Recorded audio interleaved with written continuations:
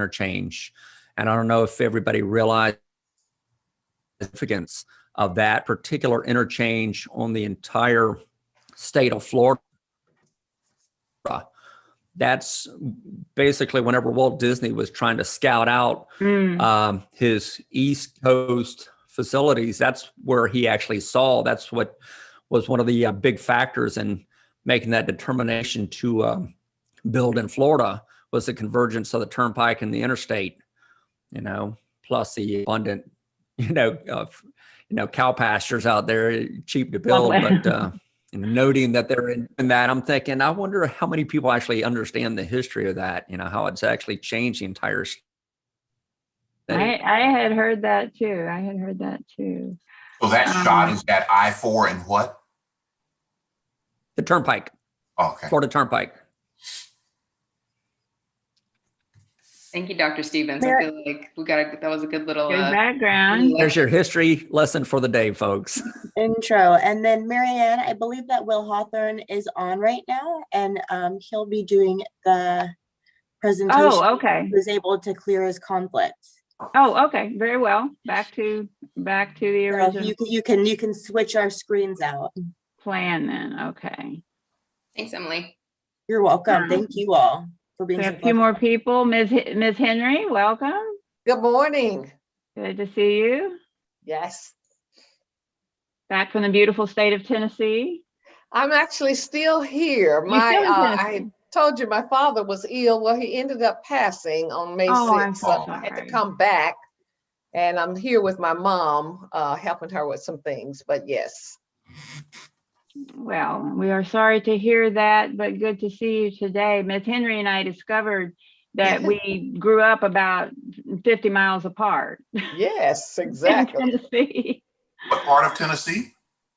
Jackson, Tennessee, which is Madison County. It's over in West Tennessee. I'm still learning Tennessee. My daughter is just outside of Nashville in Murfreesboro. Good. Okay, So, where is she? In Murfreesboro. Oh yeah, that's where my sister attended school at MTSU. So I've made a few trips up there recently, and I have to say that my trips recently compared to my trips more than 20 years ago are like night and day. Oh, it has changed. Yes, exactly. How much? A lot. My condolences, Ms. Henry. Well, Madam Chairwoman, I see that we are at the 9:30 mark, and we are streaming live to YouTube. So I think we can begin the business portion of our meeting. Wonderful. Thank you so much, Marianne. Welcome to this virtual MetroPlan Orlando CAC meeting. I'd like to call the meeting to order. My name is Sarah Al-Badri, and I'll be chairing the meeting today. We also have a team of folks working to ensure this meeting runs smoothly. Today's meeting was advertised on MetroPlan Orlando's website and social media, as well as through targeted emails. Florida Sunshine Law requires a quorum to be physically present in a room for government meetings. Governor DeSantis had suspended this requirement in an executive order, which has since expired. This meeting is being held in a workshop format to conform with sunshine requirements, and staff will share some information about future meetings in a few minutes. We are at our Pledge of Allegiance. Today, as always, I will ask Vice Chair Campbell to lead us in the pledge. Everyone, please remain on mute. Absolutely. I pledge allegiance to the flag of the United States of America and to the republic for which it stands, one nation, under God, indivisible, with liberty and justice for all. Vice Chair. At today's meeting, we'll keep microphones muted unless you've been recognized to speak. We'll use the raise hands feature at the bottom of your Zoom screen to participate in discussion. There are 2 public comment points in this meeting. Members of the public who wish to speak will use the raise hand feature on the Zoom screen. If attending by phone, you can hit *9 to raise your hand and request to be recognized. When you're called, please your microphone will be unmuted by staff, and we'll ask you to share your name and contact information for the record. We also accepted comments by email and phone message before the meeting. We want online meetings to be accessible to all. Participants may join by computer, tablet, or phone. If you need accommodations to participate in the future, please contact MetroPlan Orlando. All right, so at the May 12th MetroPlan Orlando board meeting, safety continued to be a theme. I think we all know that the Dangerous by Design report came out recently. I again shared that our committee was focused on pedestrian safety issues and that we heard a fantastic presentation by Mr. Mike Wilson on recent trends. At the board meeting, there was a big piece of news announced by Florida Department of Transportation District 5 staff, in that they are going to be creating an Office of Safety. They talked about a couple FDOT initiatives to increase effectiveness of district safety projects, including improving lighting district-wide with $15 million being spent on different projects throughout our 3 counties, and Operation Stride, which seeks to make areas around railroad tracks safer for motorists and pedestrians. We hope to hear more from FDOT District 5 about the Office of Safety's work, especially as it relates to improving our status on Dangerous by Design. At the board meeting, the board also examined committee feedback on board emphasis areas and goals to be used for ranking projects. This came out of the survey that we all participated in at the last meeting. CAC members ranked access and connectivity as its top priorities, followed by health and environment, safety and security, investment in economy, and reliability and performance. Board members took the same survey, but they voted to break out pedestrian safety as a separate goal within the safety and security goal. So near the end of our last meeting with the CAC, we had a comment about the Brightline Rail project in Central Florida. And I mentioned that I wanted to hear more about how we should regard our role with that project. I talked with staff about that, and we decided on some brief comments this morning from MetroPlan Orlando Executive Director Gary Huttman on the role of MetroPlan Orlando in that project. I hope this provides some background for all of us, but especially our new members. We already have a packed agenda today, so this won't necessarily be a Q&A, but if you do have additional questions about MetroPlan Orlando's role with Brightline, please feel free to get in touch with Mary Ann after this meeting, and I'm going to turn it over to Mr. Gary Huttman. Thank you, Chairwoman Al-Badri, for the time on your agenda this morning. Good morning, everyone. I want to welcome you to the meeting as well this morning, and I want you all to know the importance of your time and the value of your volunteer service to MetroPlan Orlando through your participation on the CAC. And I'm learning more and more about what a happy family you all are. I really enjoyed the discussion prior to the meeting. But you all bring a personal perspective to the work that we do, and that's something that we appreciate. And at MetroPlan Orlando, you know, we're very fortunate to have the CAC and this group that we do. If you travel around the state and to other areas and to other MPOs, sometimes you find groups of volunteers that just aren't as engaged. And so I mention this all the time to staff, how fortunate we are. So thank you all for your service. So I want to spend just a minute or two talking about our involvement in the Brightline project. This project went through a process that the DOT has for an unsolicited proposal process, and that was done 3 years ago, that allowed the state to advance the Brightline project. But they have a team that's together now, and they have bi-weekly phone calls. I guess they're WebEx meetings, but I get an invitation to attend those every 2 weeks, and I'm generally on the call, listening in. We're not as much of a stakeholder as others. I'll let you know those that participate generally include the Sunrail team, the DOT Central Office, and the district offices from District 5, which is our district, District 1, which is Bartow and between here and Tampa, and then District 7, which is Tampa. And then we also have on the call the Central Florida Expressway Authority, the Turnpike Office, and the Greater Orlando Aviation Authority, as well as Orange County. And those meetings are set up to discuss details of the project having to do with contracts between and among the various partners. But at this point in the process, I appreciate the involvement that we do have, and we're having as much as we need to have. The project at this point is consistent with our Metropolitan Transportation Plan. And for those of you who care to check on that, it's included in the technical series of reports number 11 with direct reference to Brightline on page 11-8, and then further identified in figures 11.3 and 11.4. But I will tell you that currently the project is not part of the cost, what we refer to as the cost feasible plan. So if the project advances beyond the study phase that they're in now, they will be coming forward through our process for an amendment to the MTP to move this into the cost feasible section. And that process is clearly identified in our board's internal operating procedures for all projects that receive federal and state funds, as well as those that are privately funded, are included in the plan and for the board's information and for the community's information. Now, since your meeting and the expressed interest in this project, I've been in touch with Michael Segela, so the Brightline team, and he is planning to come to do a presentation to the committee and to the board. The date of that is not yet determined. It's either going to be the August-September cycle of meetings or the October-November cycle of meetings. So we'll work that out with our schedules and his, but he'll be coming and he can answer detailed questions that the committee may have. Chairwoman El-Badri, thanks for the time again this morning, and that completes my comments.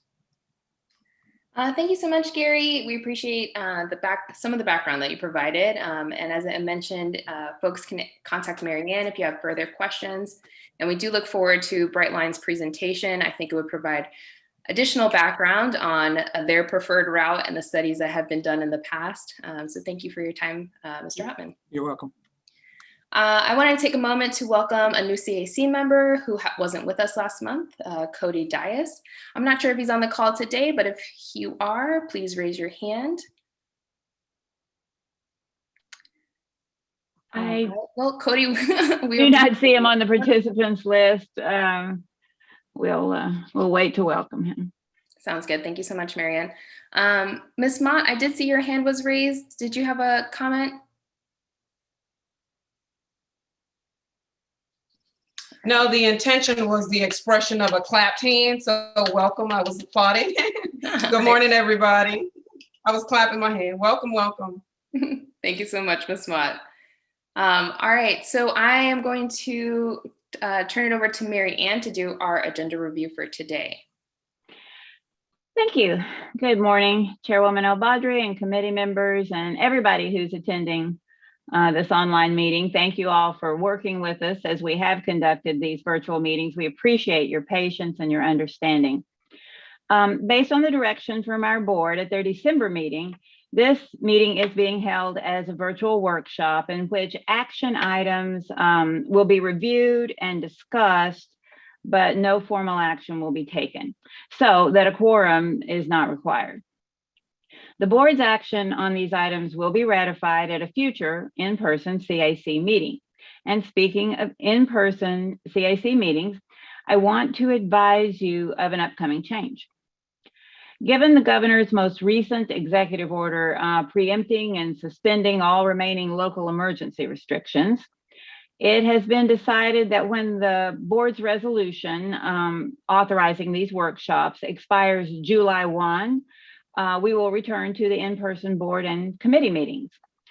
Our first face-to-face CAC meeting will be on August 25th in our office in downtown Orlando, since we don't have a July meeting on the schedule. The Zoom option will be available only for the public. They can still attend virtually and offer public comments. However, board and committee members are expected to attend in person.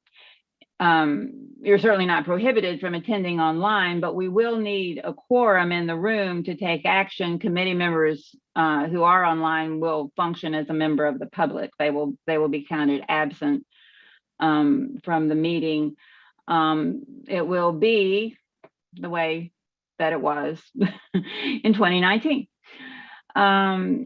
So more details on that are coming. I will have much more information on our expectation for things like wearing masks, distancing, etc., at the June 23rd meeting, which will be our final virtual workshop. I want to stress that when we do return to in-person meetings, it will be more important than ever to RSVP for the CAC meetings. We will need to be ensuring a quorum at every meeting, or no votes can be taken, no action can be conducted. So please keep that in mind. And you can RSVP online in the calendar items for meetings, and you can email Kathy and let her know whether you're attending. We need to know yes or no. We recently had a group that needed an in-person quorum to conduct business, and when they didn't get one, they had to schedule another meeting.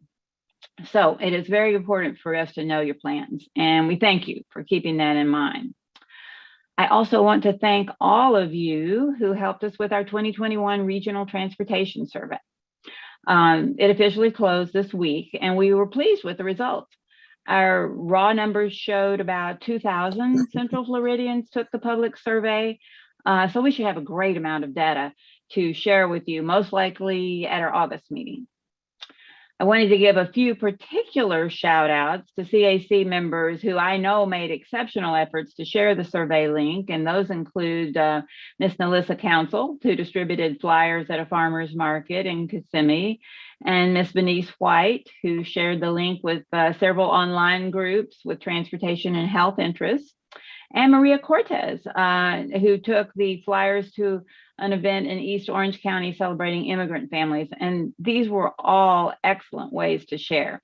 And we know that they produced results because the survey respondents told us how they heard about the survey. So I'm sure many more of you also shared this in your networks, and we appreciate every effort. A big thank you to everyone who took the survey, encouraged your family or friends to take it. We enjoyed a lot of support from our local government partners. The folks at LYNX and the Florida Department of Transportation were very helpful. So, Madam Chairwoman, that completes my announcements this morning. The only changes to the agenda are that Mr. Nick Lepp of our staff will be presenting on the prioritized projects list in place of Ms. Jasmine Blaze. And so with that, we would like to take attendance, and I will ask Ms. Kathy Goldfarb to please call the roll. I'll ask all committee members to please go ahead and unmute yourselves now for the roll call, and you can go on mute again after your name is called. Please make sure your video is on if possible so we can confirm it's you. You'll find the unmute and video buttons on your Zoom screen. Please say here or present when your name is called. Alvarez? Here. Buttery? Here. Campbell? Present. Sid? Cortez? Present. Council? Present. Davis? Davis? Dias? Eisenberg? El Badri? Present. Henley? Here. Henry? Here. Lassard? Lassard? Lissa Swain? Longville? Here. Mormon? Mormon? Mott? Present. Mueller? Here. O'Hanlon? Zooming. Peters? Present. Pigram? Present. Rumpf? Yes, present. Savidra? Present. Salas? Here. Shaw? Here. Sibilia?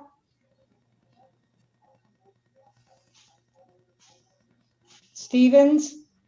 Here. Torrialba? Here. Webster? Here. White? Good morning, present. Madam Chairwoman, that concludes the roll call.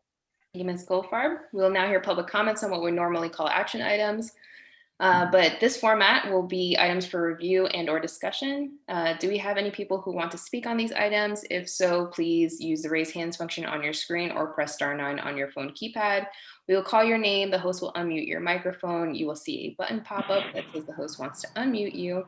Accept that prompt, please, and activate your microphone. We ask that you provide your name and address for the record. Please hold your comments to 2 minutes or less. Are there any comments at this time? Yes, Madam Chairwoman, we do have one hand raised on the public side, and Ms. Smith is going to allow that person to speak. Thank you.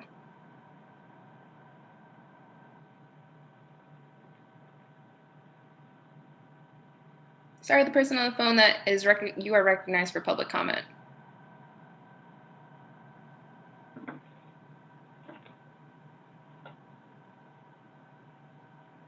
I believe the number starts 407-322.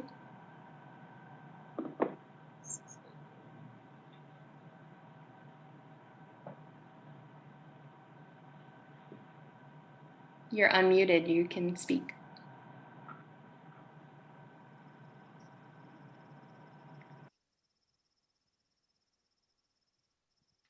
Does the speaker need to physically unmute with a *6, perhaps? Or potentially unmute their phone. I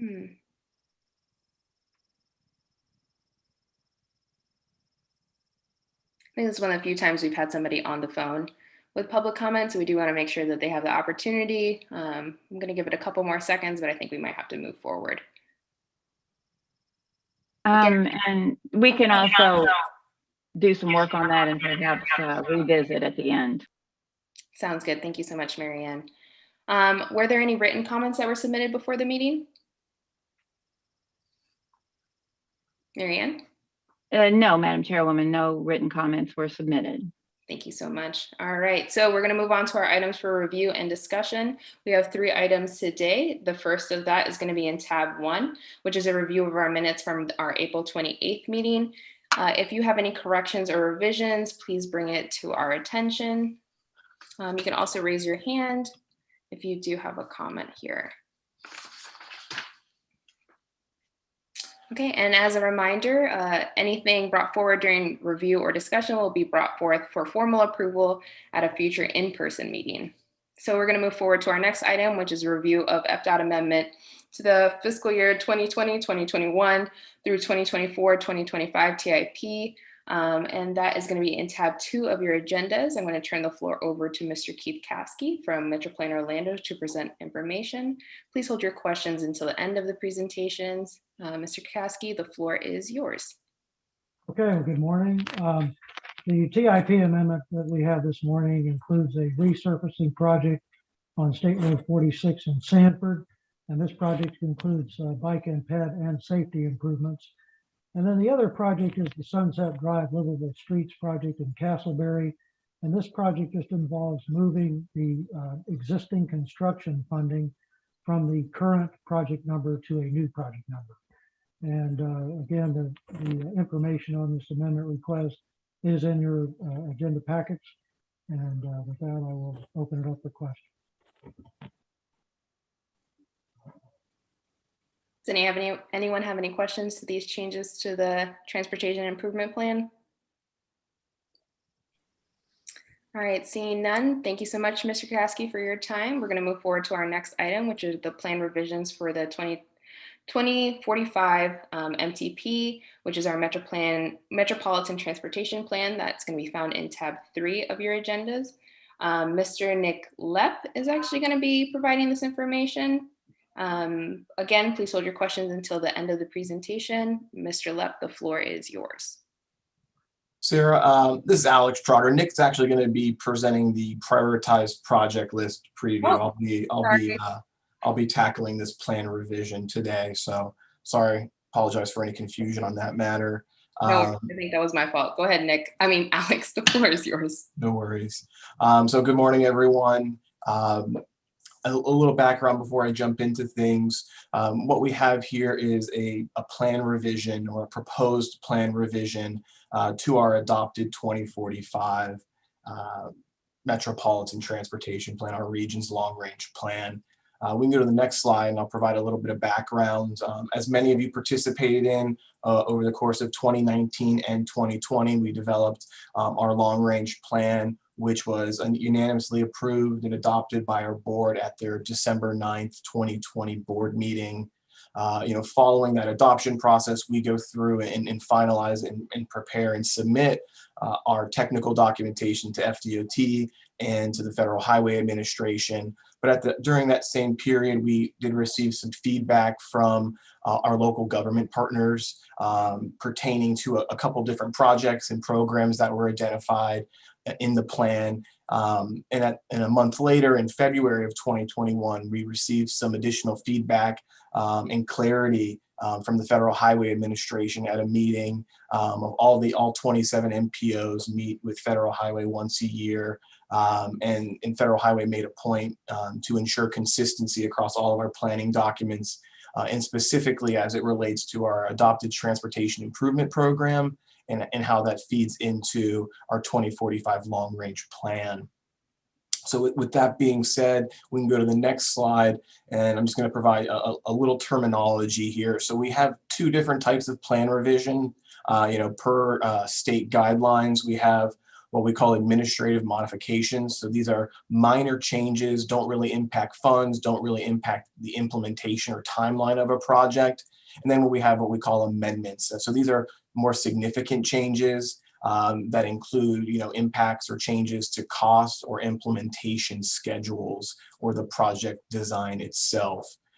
So what we have here today is, and why I'm going over both of these terms is the plan revisions proposed actually include both modifications and amendments to our adopted cost feasible plan and our adopted congestion management process. So we can go to the next slide. And as noted on the slide here and also on the intro slide, all of the supporting materials for this plan revision are found in tab 3 of your agenda packets. And I'm briefly going to go over the four or summarize kind of the 4 plan revisions.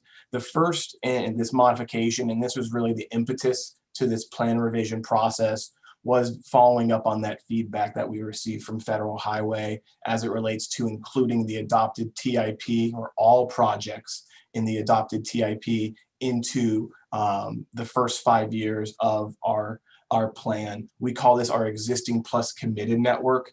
The previous plan, or the plan as adopted, only included committed projects that required funding to be implemented in year 26 of the plan. But based on that clarity that we received, we have to actually include all of those projects. So we went through and made changes to Table 6, which is our interstate project list, Table 9, which is our state highway system project list. We added projects to our systems management and operations, as well as our complete streets and our bike ped lists. Again, we're adding these to what we call our existing plus committed network, and because these projects are fully funded in the TIP, they have no impacts to cost feasibility, and that's why they are considered a modification, because we're just inserting them for administrative purposes, but it does tell that full story of what's committed over the next 5 years and what we need to fund beyond the year 2025, which the 2026 is actually our first funding year of our long range plan. So that's that number 1 item. Big takeaway there, no impacts to cost feasibility. The second item is, and it relates to, and it's an amendment to our off-system construction program. As adopted, our off-system construction program only allowed capacity or widening projects as the improvement type. But based on feedback that we received from our local government partners, they wanted more kind of diversity of project types in there. So we've broadened that program to include all project types, widening projects, complete streets projects, bike and ped, even ITS projects are eligible under that program. It still requires the local government to fund the project development in all phases. So this is construction money only, which will allow those projects to advance more rapidly than they would if they were just locally funded. This is an amendment because the adopted plan actually specified the specific projects within the plan itself. This amendment actually broadens the project types, but also provides a little more flexibility as we get into the prioritized project list as a year-to-year process. So we're actually boxing these funds as a program within the MTP, and then annually we'll be working with our technical advisory committee and the systems management operations committee to identify and prioritize those projects for our PPL. The projects that were originally identified in that table 10 have actually been moved back over to the locally funded list. So they were, again, those projects were originally locally funded. We brought them into the program to advance them with federal funds, but now we're to provide a little more flexibility for year-to-year prioritization. Those projects are not specifically identified in the plan. The third item is really a catch-all. So we received some other feedback about different projects that our local government partners wanted modified or amended within the 2045 plan. The first was Sandspur Trail. That was a project that was originally cost feasible using federal funds, our TMA, our funds, to advance that trail project. But based on feedback we received from the city of Maitland, that they will no longer be pursuing federal or state funds for that project. So we are removing that line item from table 13. Everything else is just going to move up accordingly. Similarly, with Orange Boulevard in Seminole County, that project's not going to be using federal or state funds, so we're going to be removing that project from table 12, our federally funded complete streets projects. That project was moved back over into the Seminole County locally funded projects. The third item was the intersection at Orange Avenue at the Holden Gatlin intersection. Based on the cost model that we use to develop for intersection improvements, we did not include the construction costs associated with the rail relocation for that project. So the project costs were increased to account for those additional rail relocation funds. Even with that cost increase, that project remains cost feasible, didn't impact any of the subsequent projects, and it remains, again, like I said, cost feasible in plan period 2, which is funded between 30 and 35. Also received feedback from the town of Windermere and their desire to include the Windermere Ward Trail as a need in our 2045 plan. So we added that project and it is shown in the plan as an unfunded need. So it's added to the bottom of our priority list as an unfunded need. We also received feedback from Osceola County with some minor kind of editorial revisions, and some of the project termini were updated and project names were updated for some of their long range roads that have really yet to be named. So we made those changes, added a couple additional projects there in their local list, and that accounts for that number 3 item. The reason it's an amendment are because of the first 3 that I mentioned: removing Sandspur Trail, removing Orange Boulevard, and the cost increase associated with the Holden Gatlin intersection. And the last modification relates to our congestion management process. We're actually using or updating the data in table 1 of the CMP, which relates to emergency response and roadway clearance times. We previously pulled that information directly from FDOT's SunGuide system. But as we were going through and updating our process, kind of as part of our continuing monitoring and reporting process, we noticed some discrepancies in that data. So we worked with FDOT's, the District 5's Transportation Incident Management Coordinator. So we received that updated information directly from them. So our reporting is consistent at the MPO level as it is for FDOT's reporting purposes. Again, details of that are found in tab 3 of your agenda. We can go to the next slide, and because of the virtual workshop format, we are not necessarily requesting your approval today, but we are requesting to gain feedback from you. So your chair may report that to the board during their action items at their meeting next month. Be more than happy to field any questions that you may have and to hear your discussion. So that's it for me, but thank you for your time. So Alex, are you seeking discussion from us now on the presentation you just provided for a report to the board upcoming? Yes, ma'am. All right, folks. All right. Thank you so much, Patricia, for kicking us off on this conversation. Yes, good morning. Thank you, Alex. A good presentation. And I have a question about the third bullet item you bring it back up, which was an amendment. And you mentioned two of the projects two of the projects will be funded locally. So what happens to the funding that was already allocated for those fundings? I'm just curious. Right. So, those line items were removed from those tables. So everything just moves up sequentially. So we didn't reprioritize everything. Just if it was the number 4 priority, everything under it just moves up a rank because of the cost of those projects. They're relatively lower cost. No additional projects became cost feasible. We now just have a little surplus in each of our band years, and it's kind of good to have that cushion, as we roll forward in the event that we have any other costs increase over the next couple of years. But short answer, everything just kind of moves up a space. Thank you, sir. Certainly. Great question, Patricia. David Sabia, you are recognized for your remarks. Thank you, Madam Chair. And I apologize, we're on the road. If I lose signal, I apologize. But great update. Thank you very much. For the unfunded project for the town of Windermere, how is funding sourced for that project? How does that get moved up on the priority list? Yeah, so our prioritized project list, or really the MTP, went through a substantial prioritization process, which leaned on previous prioritization methods from our old Bicycle and Pedestrian Advisory Committee. So the prioritization was complete, and the request from the town was actually just to include the project as a need.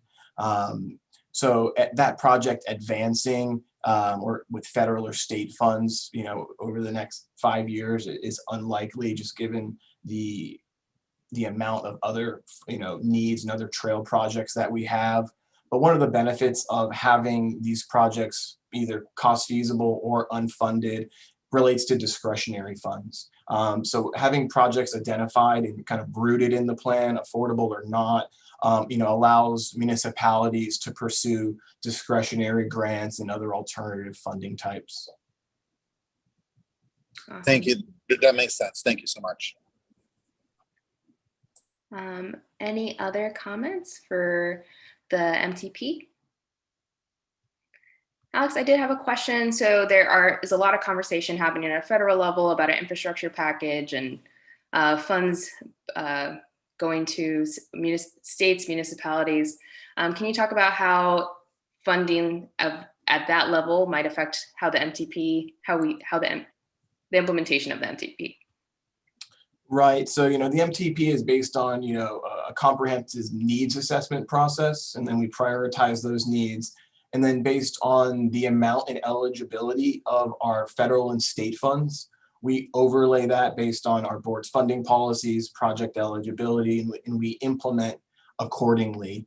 So currently our funding is, especially at the federal and state level, is based on the FAST Act and the funding programs and eligibilities associated, with that authorization bill. So if anything changes, we'll just have to kind of go back and see how those, how the money changes colors, and if it does, to what degree, how do we amend? So it's really, the devil's in the details as it relates to that particular question. We would really have to see kind of the outcome, and then also how FHWA and FTA, or USDOT rather, how they advance and kind of implement the actual, the bill itself. So we would have to wait and see, but we would, we're listening closely to that, and as that evolves and becomes more clear, we may or may not have to amend. It's really pending the impact and flow of funds. That's kind of the short answer to that. As it relates to some of the stimulus or those funds, a lot of those funds are going to fill the funding decreases that were impacted over the past couple of years. So we probably see those funds focusing more on advancing the projects in the adopted TIP in the FDOT's work program. So we shouldn't see too much impact there. But a lot of it, like I said, devil's in the details. Once we receive the specifics, how much funds, are the funding programs changing, are the eligibility of those programs and uses, we'll be taking that back through the board and committee process. And if we need to amend or modify, we'll pursue that once we know the impacts of the new authorization bill. Sure, thank you for that quick preview. All right, folks, are there any other questions or comments? Please raise your hands. If not, we're going to move on to our next item. Thank you, Mr. Traeger, for sticking with us. All right, seeing none, we're going to move on to our presentations and status updates. Today we have 3 presentations. Please use the raise hands function to be recognized. If you want to ask a question, you may raise your hand during the presentation to indicate that you have a question, but we will hold them until the end of the presentation. If you're having audio issues, you may use the chat box to place your question, and the moderator will relay your question. We're going to move into our first presentation, which is a preview of the TIP by Mr. Keith Caskey for 2022 to 2026. Mr. Caskey, Mr. Caskey, the floor is yours to discuss the 5-year work plan. Okay, well, good morning again. Just wanted to give you a preview of the new 2022 to 2026 Transportation Improvement Program, or TIP as we call it. And this will be coming back at the June-July round of meetings for review and action. And there is a link on your agenda where you can review the main sections of the draft TIP. And try and advance my slide here. And I wanted to start off with an overview. The TIP is one of the main documents that we as an MPO are required to produce based on federal and state legislation. And the purpose of the TIP is to identify all the transportation projects that are funded in our region over the next 5 years with federal or state funds. So any federal or state funded transportation project has to be included in the TIP. And then we have the option to include locally funded projects in the TIP for information purposes. And we've always done that since those are important projects as well. And then the TIP is updated on an annual basis.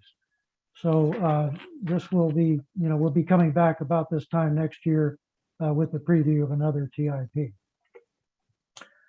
Now this slide shows the amount of federal and state funds that are programmed over the 5 years of the TIP. And these are broken out by the main categories of projects in the document. And all of these federal and state funded projects have to be approved by our board to be included in the TIP in order for these projects to move forward and be implemented. And this amounts to over $3 billion worth of projects. Now, the process of developing this new TIP actually started last year when we put together the fiscal year 2026 to 2040 prioritized project list. And the prioritized project list is another document that we update every year. And you all will be hearing the preview of the new prioritized project list in the next presentation. But this is the one from last year. And we like to call this a bridge document because it kind of fills in the gap between the TIP, which covers the next 5 years, and what we used to call our long-range transportation plan and now call our metropolitan transportation plan, which has a target year at least 20 to 25 years out in the future. And this list includes projects that are either completely unfunded or had unfunded phases in the 5-year work program and TIP as of last year. And it includes a list of highway projects, what we call transportation system management and operations projects, which I'll explain more in a few minutes, and then bicycle pedestrian projects and transit projects. And the projects on each of these lists are ranked by priority as candidates for funding. And this was used by Florida Department of Transportation to develop their fiscal year 2022 to 2026 tentative 5-year work program. And then we use the work program to put together our new TIP. Now, I wanted to start off by looking at the highway projects that were in last year's prioritized project list. And these are divided into 3 main categories. The National Highway System projects are major capacity improvements on I-4. So these are mainly the beyond the ultimate improvements, which involve the 6 general use lanes, 4 managed toll lanes, and then reconstructing the interchanges. And then there's also a truck parking facilities project on that list as well. And then there's a list of projects on the state roadway system. And this is a mixture of different types of projects. Some of these involve widening roadways from 2 lanes to 4 lanes or 4 lanes to 6 lanes. But the majority of these projects are non-capacity, what we call context sensitive or complete streets projects. And these are designed to help improve safety and traffic flow within an existing corridor without adding capacity. So they can include a combination of different types of improvements, such as minor intersection improvements, putting in sidewalks and bike lanes, or bus pull-offs, depending on how much space is available within the corridor. And then there's a similar list of different types of projects on roadways that are mainly off the state road system. And on your agenda, there's also a link where you can review last year's prioritized project list, which I went through and updated to highlight those projects that have had significant changes since last year. So for the purpose of this presentation today, I'm mainly just going to focus on those projects that have had new phases funded in the new TIP. So for the National Highway System projects on I-4, the only project on that list that has a new phase funded is the #1 priority, and that's the construction of truck parking facilities along the I-4 corridor throughout our 3 counties, and also extends into Volusia County. And FDOT has programmed funds for construction for this project in fiscal year 2026. Now, the other projects on that list are the beyond the ultimate improvements, and those are all still funded through right-of-way, so there weren't any major changes for those projects. But I did want to mention that priority #4 is the BTU segment from east of State Road 434 up to the Seminole-Volusia County line. And that's the right-of-way phase for that project is now funded through fiscal year 2026. And last year and in previous years, the right-of-way phase for this project was only partially funded, and now it's fully funded. Then we have the projects on the state road system, and there were 4 projects on that list that I found that have new phases funded in the new TIP. And these include priority #3, which is the 4-laning of US 1792 from the Polk Osceola County line to west of Poinciana Boulevard in Osceola County. And that project is now funded through design in fiscal year 2026. And that's also true of priority #5, which is the 6-laning of State Road 535 from US 192 in Osceola County up to World Drive in Orange County. Then #6 is the intersection improvement at State Road 434 and Ronald Reagan Boulevard in Longwood. And that project has a new right-of-way phase funded in fiscal year 2022. And then #16 is a context-sensitive improvement project on Robinson Street from Garland Avenue to Crystal Lake Drive, which is near downtown Orlando. And this project is now funded for construction in fiscal year 2024. Then we have the list of projects that are mainly off the state roadway system. One exception to that is priority #2, which is the context-sensitive improvement on State Road 434 from State Road 417 to Franklin Street in the Winter Springs Oviedo area. This project is now funded through right-of-way in fiscal year 2025. And this context-sensitive project is the interim project prior to the 4-laning of this same segment of State Road 434. And the 4-laning project is included on our list of state roadway projects. And Seminole County staff requested that this interim project be included on the off-system list so it could be funded more quickly. Then I combined priorities 3 and 4, which is the context-sensitive improvements project on Virginia Drive, Forest Avenue, and Corinne Drive, from Orange Avenue to Bennett Road in Orlando. And this project is now partially funded through construction in fiscal year 2026. It has about $3.5 million in federal SU funds program for construction, and the total construction cost for this project is around $9 million. Then number 5 is a context-sensitive improvement on East Church Avenue in Longwood, and that has construction funds program in 2025. Number 15 is a context-sensitive improvement on Orange Boulevard near Sanford, which has construction funded in 2026. And then number 20 is a context-sensitive improvement project on Warren Avenue in Longwood, and that has a planning study underway, and the design for this project is funded in 2025.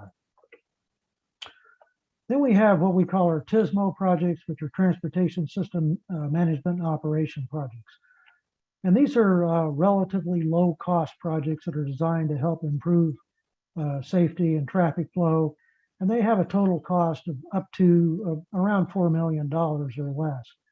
And these can include projects like minor intersection improvements, traffic signalization projects, putting in dynamic message signs, and as well as infrastructure for connected and autonomous vehicles and so on.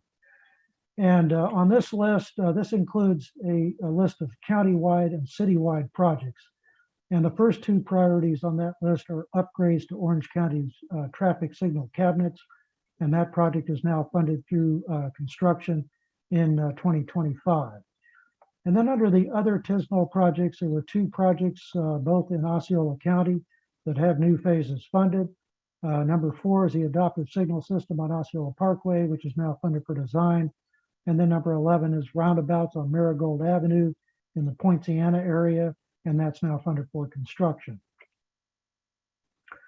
Then we have the regional trail and school mobility projects.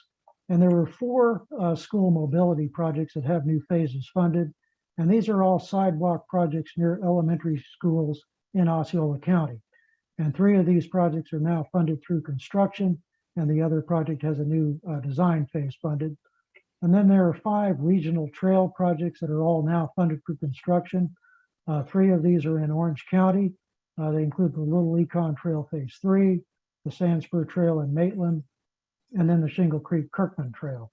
And then the other 2 projects are both in Seminole County.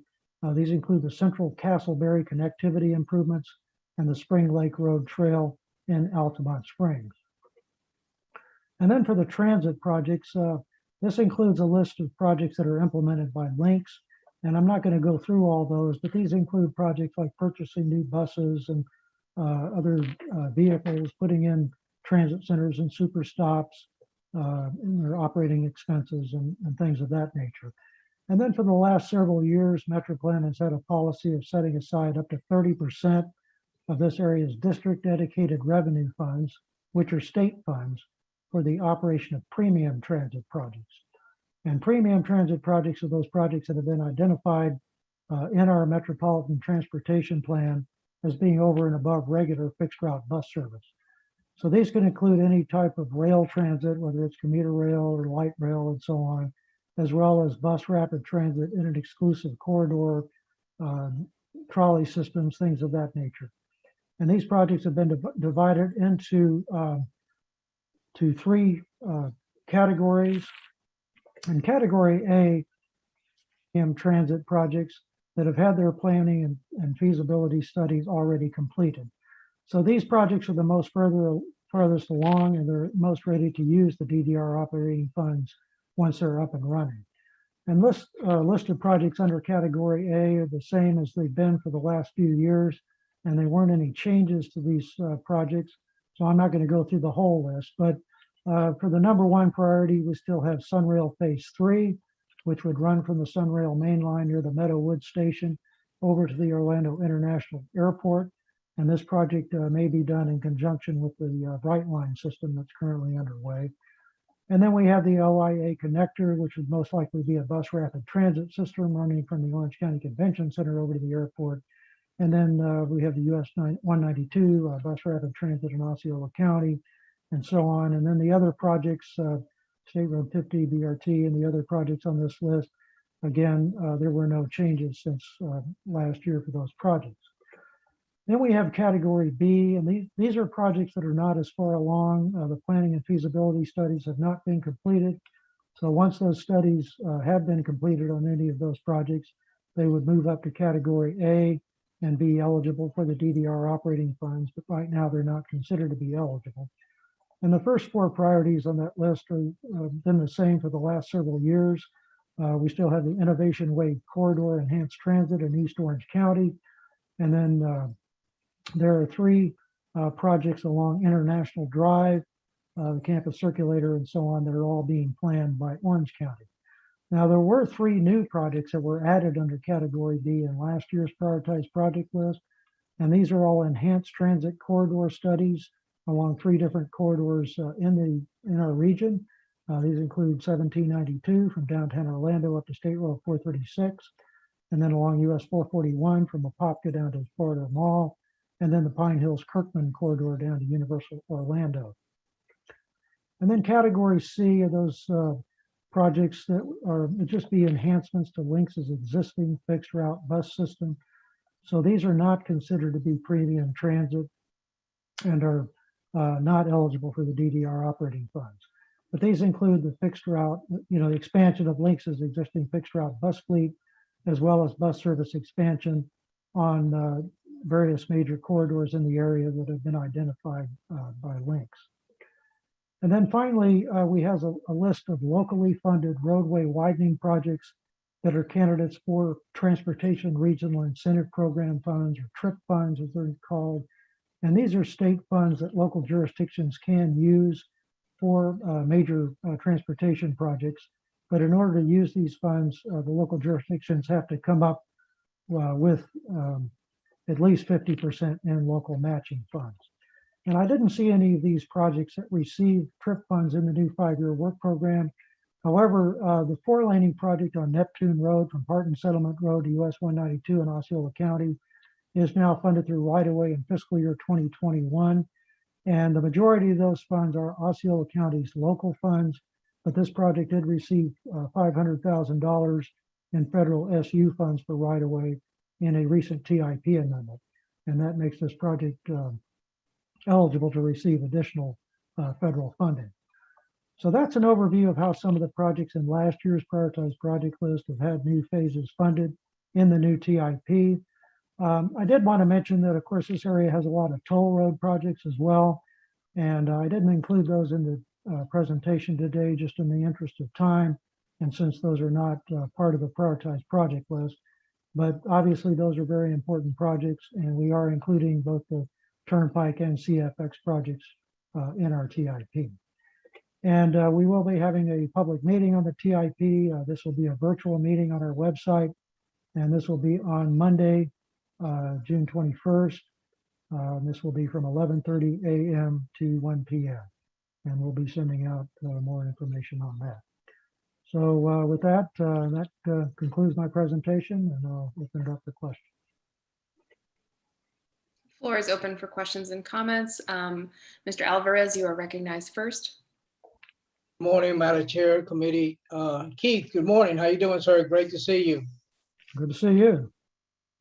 Keith, quick question. I served up till November in MetroPlan, so it's been a while since I've heard what you guys are doing, and of course, you guys are doing a great plan. We've already set it forward, but if you could give me an update where we're at with the, we had a project in line for the downtown corridor beautification, and also the Central Avenue, widening of Central Avenue in Kissimmee also.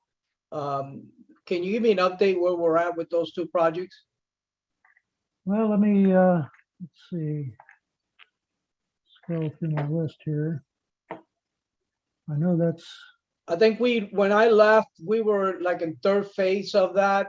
So I don't know if we're still in the same place or if we moved back or forward. okay, the Central Avenue corridor sub-area planning, that has about $1.1 million in SU funds for design, and that's funded in fiscal year 2025. And then the downtown Kissimmee corridor study, that shows that's funded for construction in fiscal year 2024. 2024, yeah, because we've done the study on that, the engineering study on that. Okay, perfect. Thank you so much, Keith. Again, great presentation. Miss being in person there, listening to your great presentations that you do every month. Thank you. Ms. Rumpf, you're recognized next. Thank you very much, Keith, and thank you, Madam Chair. Great presentation. Keith, I got a question. In one of your presentation, you used the term context sensitive. Mm-hmm. What does that mean to me? Well, context sensitive projects is that we've been kind of emphasizing those type of projects more in recent years. Those of you that have been on this committee for a long time know that, you know, our prioritized project list, the highway projects on the list are almost exclusively major capacity projects, whether you're widening a 2-lane road to 4 lanes or 4 lanes to 6 lanes and so on. And within the last 10 or 12 years or so, we've kind of changed the emphasis to look at more of the context sensitive projects, or sometimes they're called complete streets projects. And these are projects that are, again, they help the improve safety and traffic flow within a current corridor without adding lanes. And so these, and it depends on, you know, there's not a one size fits all, but, you know, it depends on how much space is available within the corridor. But generally, these would involve minor intersection improvements, putting in sidewalks, bike lanes. They could possibly include bus rapid transit if there's enough space available, bus pull-offs and things of that nature. And so, you know, again, they're designed to improve traffic flow without having to acquire additional right-of-way and, you know, the environmental impacts and things of that nature. So does that clarify that? Patricia, you're muted, but it looks like you're good. All right. So we're going to move on to Mr. O'Hanlon. You're recognized next. Keith, thank you for the updates. You're welcome. My concern, you guys have heard before. Yes, right now we do need improved truck stops along the corridor. And my concern and thought is, how do we minimize the expenses that we're going to use for that truck stop that's only going to be used maybe for 10 or 15 years? The first electric trucks are going to be out the end of this year. My car is probably 15 days from being self-driving to level 4. Elon will never say it's anything more than level 2 because of liability reasons. And I cannot fathom the thought that the following year, these trucks are also going to go immediately to level 4, probably by then to level 5. My car is 800% safer to drive than any other car on the road. By next year, it'll probably be 5,000% safer. And Jeff is probably aware with State Farm that the insurance rates for Teslas keeps on going down every time my insurance gets renewed, because it's becoming impossible for these cars to even get into accidents. So yeah, we'll build a truck facility in 25, 26. And by then you'll have a good percentage of trucks that, you know, we're gonna have to figure this out as MetroPlan. When do you want these trucks to be on the road? Because there will be no drivers in them. They will never go to a truck stop because the truck doesn't ever need a rest. And for the sake of argument, you know, we probably will think about changing laws so that the trucks are not allowed to drive during rush hours, but they'll drive certainly all night long. So they're certainly not going to sleep in a rest area or even stop in a rest area. So my concern is this stuff is coming so fast. And I realize it's very difficult for the public to understand what's going on, because mainstream media is nothing but clickbait. And basically they're essentially lying to you. All you hear is about Teslas that get into accidents, right? But I will tell you that what happened to me just 2 weeks ago, I'm going down the 408 heading west.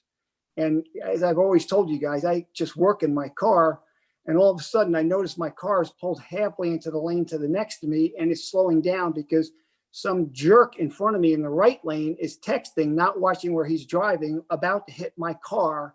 And of course, my car just gets out of the way because it's not going to get into an accident. I had no interventions whatsoever, but that's not clickbait. That doesn't show up in the news. People don't care about that. But that's how those cars drive all the time. That's why they're so safe. And it's going to come to trucks. And, you know, the transition to self-driving trucks is going to come faster than any of us can even imagine, because that's a lot of money. Just something to consider. Thank you for your comment, Mr. O'Hanlon.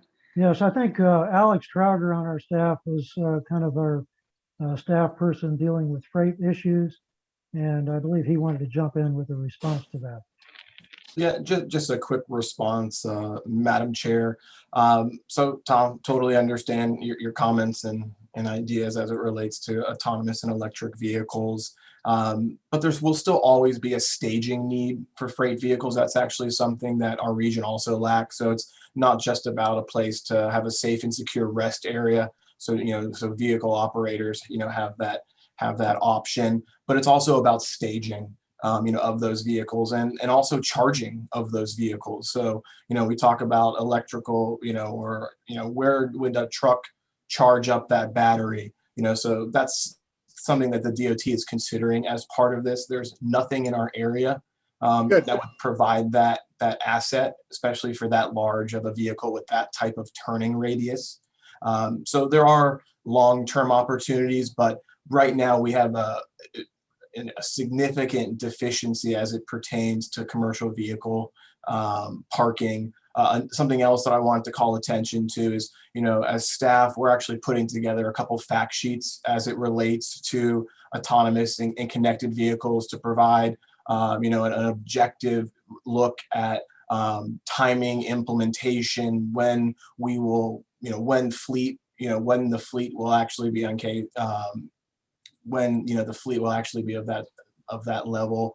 So we'll be providing that hopefully in the next 45 to 60 days. We're wrapping that up now. But I think that answers some of your question, but there's absolutely still a need and will always be a need for staging, and whether it's charging and resting, because there will always likely be a vehicle operator in the vehicle. They may just not be behind the wheel.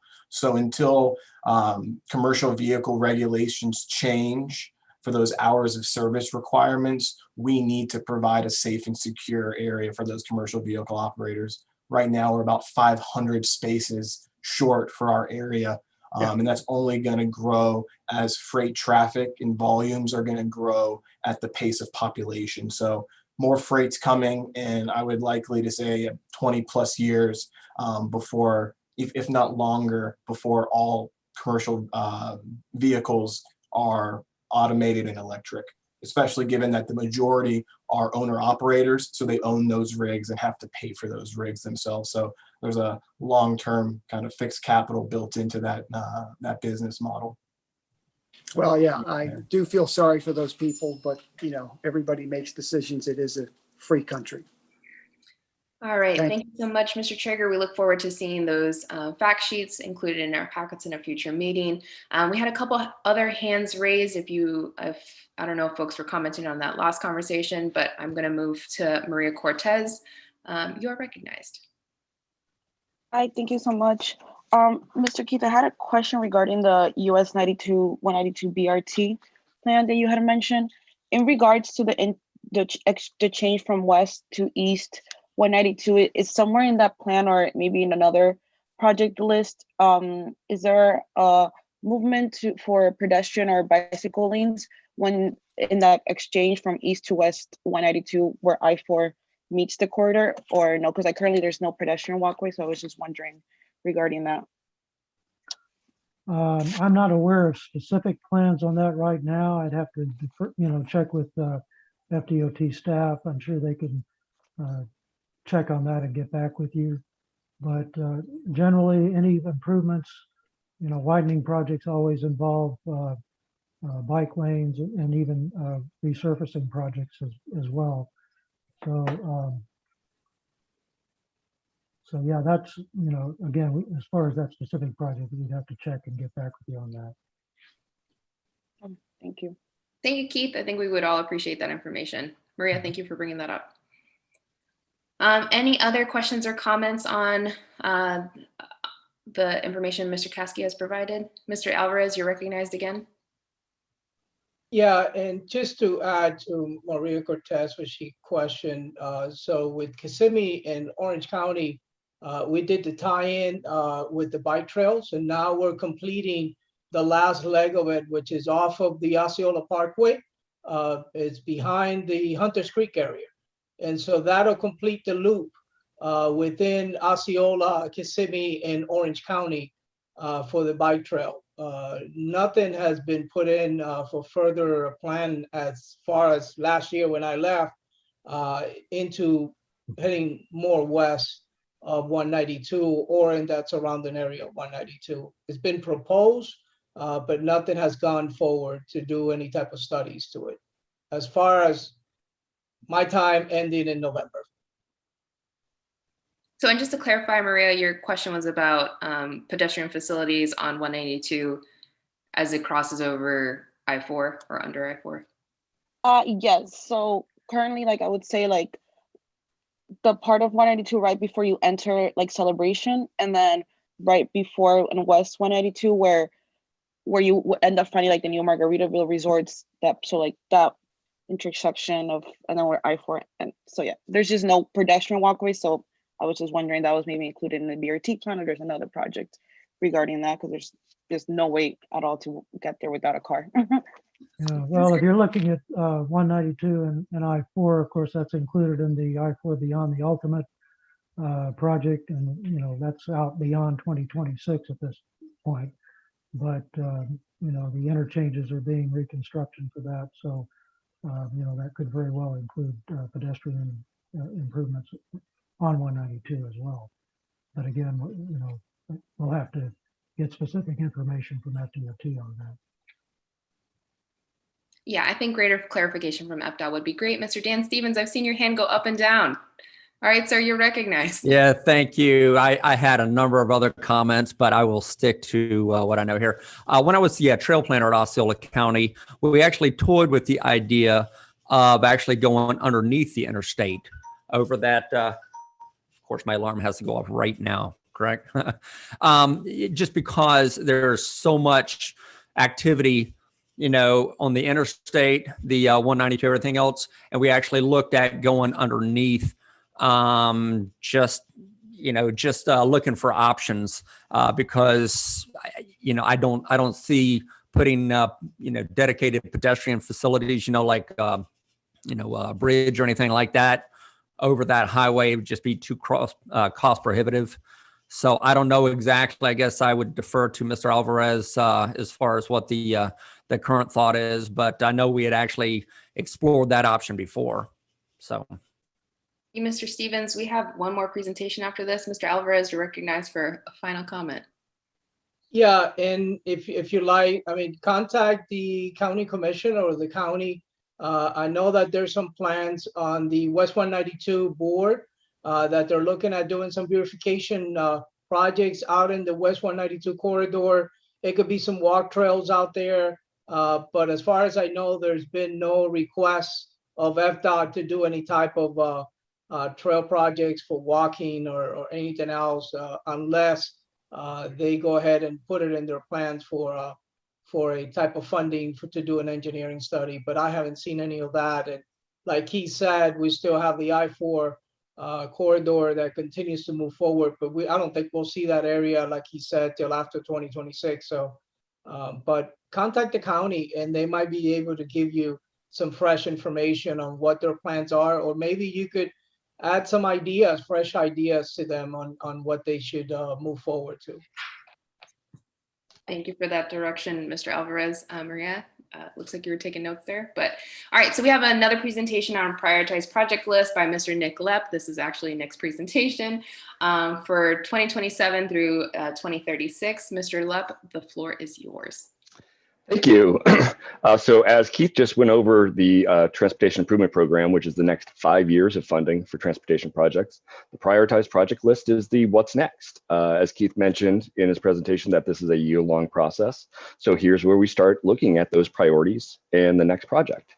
So this is kind of a good timing with Alex giving a presentation on the Metropolitan Transportation Plan. The prioritized project list is that bridge that gaps those projects that are listed as cost feasible in the plan, and that can go into the Transportation Improvement Program for that federal and state funding. Historically, our project priority list has mirrored the long range plan and been a 20-year or 25-year list. Now with new regulations from Federal Highway, the prioritized project list, or the projects that can move into the TIP, can only be within the first 10 years of that long range plan or Metropolitan Transportation Plan. So now we're going to have a much shorter list of projects. That doesn't mean that the needs aren't there. It just means as we're looking at the what's next project, we're going off of a shorter list of 10 years of needs versus the 25 years, which we previously had. Next slide, please. So as I mentioned, it's a direct linkage between the 2045 cost feasible plan. All of these projects that come out are supportive of our regional goals and objectives, and I'll even show you how that consists more so. And it's consistent with our funding policies. The board has specific funding policies with their urbanized area TMA funds that we receive for being a large metropolitan area. And we support those within the prioritized project list and demonstrate what that next project is. Next slide, please. So within the plan, we had the goals and objectives, and we gave you a little survey last month where we looked at which ones you wanted to rate higher. Now, each one of those goals has performance measures included within them. We have about 27 performance measures, which we evaluate all of our corridors based on and the projects, and that is used to help rank and move those projects up and to identify really the what's next. And we use this performance-based planning process because we have certain goals and targets attached to those goals to help us achieve what we're trying to accomplish. Like in safety, we have a Vision Zero target. So we want to have 0 fatalities and 0 serious injuries. So that is a performance measure that we use in evaluating that project of what's next to go into the Transportation Improvement Program. Next slide, please. So in context for our area, we kind of have it separated out into the national highway or state road system, and as Keith mentioned, off state road system. So when we say off the system, we're talking about all of those federal aid roadways, which is the blue lines that you see on the right side of the map. And then what's national highway and state roads are the darker colored black lines and red lines on the left side of the map. In context, we have about twice as much roadway miles that we need to maintain or improve within our system using those federal funds. And I will explain why this is so important over the next couple of slides. Next slide, please. So as we're looking at developing this prioritized project list and mirroring what we did in the Metropolitan Transportation Plan, we have multiple lists. What we look to do is have a list that identifies the federal and state funding that will go on the state road system and the national highway system. But then we have the roads that we take out that we look for funding using those urban area or TMA funds, which supports the board's policies on complete streets, transportation systems managed operation, bicycle and pedestrian projects, and as well as transit projects. Now, all the projects must support the adopted performance measures. So as we go through, we are looking to advance projects that meet those targets. Now, anything that has been identified off the state roadway system, we have already pulled out in our Metropolitan Transportation Plan. So those are prioritized a little differently than just the state road projects, where that is a longer list of multiple types of projects of complete streets, TSMO projects, and widenings. We've separated all those out to follow our board's policy, and there needs to be written authorization for any programming of those TMA funds outside of what's already been identified in either this priority list or in the Metropolitan Transportation Plan. Next slide, please. So here's our funding policies that we have within the plan itself. Basically, it's broken down into 2 pots of money. We have other arterial funds, which is the state's highway trust fund that includes both state funds and federal funds. And then we have our MPO managed TMA funds, which you always hear us talking about, either SU or TALU or TMA. Those are the funds that are used to support those programs of complete streets, bicycle pedestrian, TSMO, and regional transit. A new program that we added this year was the off-system construction, which Alex explained earlier, which is using the 10% of those other arterial funds, or that big pot of money, or basically about the rest of the federal funds that come to our district, which are the SA funds, will be used for those off-system construction programs for our local governments. As I showed you in the map before, we have a lot more federal aid highways that need projects than we have lane miles for on the state road system. So we're trying to balance out where that funding's going to where those needs are, which is why we're taking some of those, that 10%, we're utilizing that program to help support our local government projects even more so. Next slide, please. So here's just a little update of how some of the projects shaped out. Now, this is a new process. Historically, we've always come to you with this preview of our priority list, identifying, well, what those projects are and what phase we're funding. But since we have a new MTP that was adopted in December and a lot more performance measures through our performance-based planning process, we wanted to give the opportunity for everybody to review those measures and the projects, and then we'll come back to you next month with that list of what those priorities are and those phases are that will be ending up funding. So what you're going to see right now is really our ranked list of what corridors and projects that are the highest priority based on this latest performance-based planning process. Going through that, we have on the state highway and national highway system and state roads, we included a regional TISMO program for state roadways, pulling out some of those funds to advance technology and TISMO activities on the state road system. And then the remaining projects are all very consistent with what we had in the last priority list, looking at State Road 434, advancing Robinson Street in Orlando, as well as the 1792 corridors down there in Osceola County. Next slide, please. So as I mentioned, our new program, which is the off-system construction assistance, this uses that 10% of other arterial funds of that big pot of money. But it could only be used towards the construction and CEI of off-system projects. As Alex mentioned with the amendment, the local governments have to perform the initial planning, design, and right-of-way phases, and then there's this pot of funds that could be used for construction assistance. Also, this program could utilize and use these funds to match that TRIP program that the state has also. So this could have a potential of unlocking a lot of those large projects that we've had on our priority list that we just haven't been able to fund based on our current funding policies, like even some of the trail bridges that have been on our list to support the Shingle Creek Regional Trail. Next slide, please. So updated the projects. Here are the list of what we've received from our local governments. As we mentioned before, the local governments have to commit to the PD&E, design, and right-of-way. So these are the projects that have been identified as already committed to funding for those initial phases, and they are looking for that assistance from this program to support construction. And those include Old Lake Wilson Road, County Road 532 down in Osceola, as well as some projects in Castleberry, and some trail improvements in the Econ Trail roadway improvement in Orlando, as well as Barack Obama Parkway and Kelly Park Road in Apopka. Next slide, please. Same with our TISMO and ITS improvements. At the top of our list that we've done in the past, we've supported our regional signal retiming program, so that's still our #1 priority, as well as support of our regional TISMO program, which those are the funds that are allocated for those kind of countywide or citywide equipment purchases. We also have the new pilot program for automated and connected vehicles, which we've allocated some funds for, starting in '26 for some pilot projects. And then there's some consistent with our old list, the priorities of Canoe Creek and Rosemont Drive in North Orlando as some of our top ITS or TISMO improvements. Next slide, please.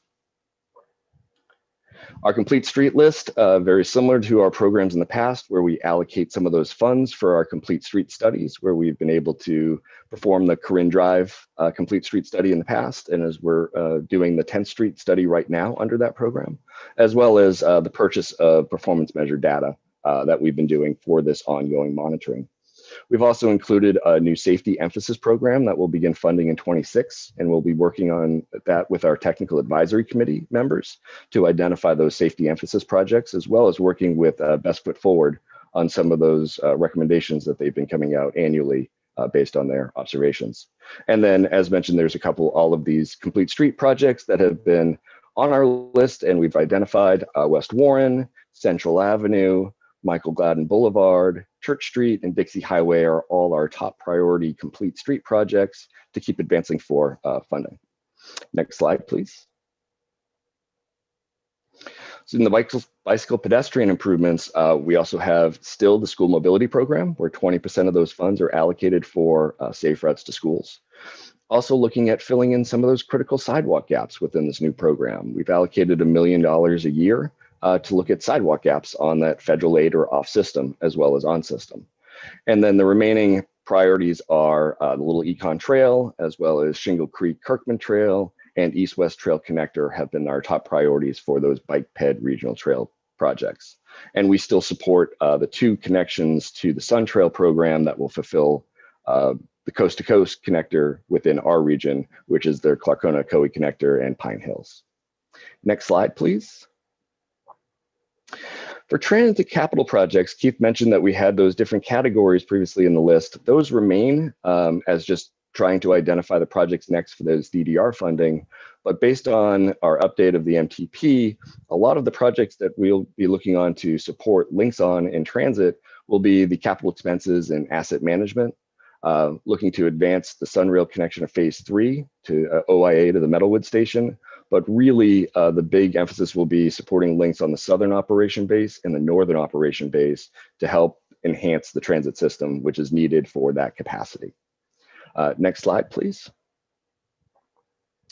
So the next steps, we sent a couple links within the packet, which has all of the projects, as well as an online GIS map-based system where you can go in and click on each of the roadway sections that you may be concerned about or curious of how they're shaping up. And that has all of our 27 performance measures in there. So what we've done is issued this out to our local government partners, as well as our community advisory partners. And we're looking for any recommendations or any concerns that you may have with this ranking of the list. And, you know, as this is the new performance-based planning process and the first time you're seeing these performance measures, we wanted to give everybody a little bit more time to review it, which is why we're presenting it in this format right now, looking at the overall rankings before we give you those details next month. So with that, I will open up the floor to any questions you may have.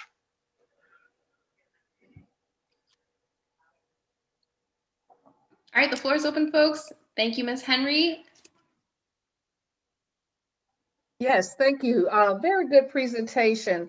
I had a question. When you were discussing the off-system projects, I noticed there was a slide that mentioned something about LAP certified agencies. What does that refer to? So the LAP certification is local agency participation, which is basically giving a local government, Orange County, City of Kissimmee, permission to implement a project using federal funds. Right now, only the Department of Transportation can do that, but the LAP process allows a local government to do that. And that's how we've been supporting those complete streets, sidewalks, and other projects through that multimodal list. And that's how the local governments have been able to implement those. Okay, thank you very much. Thank you, Mr. Lepp. Ms. Rump, you're recognized. Yes, thank you. Thank you, Nick, and thank you. I noticed on the Sunrail program, I'm looking at my screen here, that there was you mentioned about the Clarkona-Coe, and I know we're running out of time. So Nick, perhaps you and I could talk offline to give more information about the Sunrail program with the Clarkona-Coe connector and the Pine Hills Trail phase 3. Absolutely. Yes, we can follow. Those are still on our priority list, and I believe the state is still moving them forward using that Sun Trail funding to connect those. But I will. We can follow up and see where it stands within that programming. I don't have that answer for you right now. Thank you, sir. Welcome. Fantastic. Thank you so much, Mr. Lepp. I don't see any additional hands raised, but if folks have any questions, of course, MetroPlan staff are readily available. We're going to move forward with our next presentation. Mr. Lepp, thank you for your time. So we actually have folks from CFX here, Mr. Will Hawthorne, who's going to present to us the 2045 master plan for CFX. Mr. Hawthorne, the floor is yours when you are ready. All righty. Good morning. Thank you, Madam Chair. I'm very happy to be here. Thank you for the time. My name is Will Hawthorne. I serve as the Director of Engineering for the Central Florida Expressway Authority. And as she said, we are here to provide an update on our 2045 Master Plan development. Next slide. For those of you who don't know, the Central Florida Expressway Authority, or locally known as CFX, was created in 2014 by the state legislature as an agency of the state of Florida. And with that change, two major things occurred. It expanded our jurisdiction outside of Orange County to include Lake County, Lake County, Osceola County, and Seminole County. And the other major change was it gave us the opportunity to look at multimodal partnerships and things like that. Next slide. We are governed by a 10-member board. We have representatives from each of the counties in our jurisdiction. We also have the mayor of Orlando, the Orange County mayor, and then 3 gubernatorial appointees. The 2 vacancies you see here were recently appointed by Governor Ron DeSantis. So we will be, as soon as we get that information, we're going to update the slides. But this is our board here. Next slide.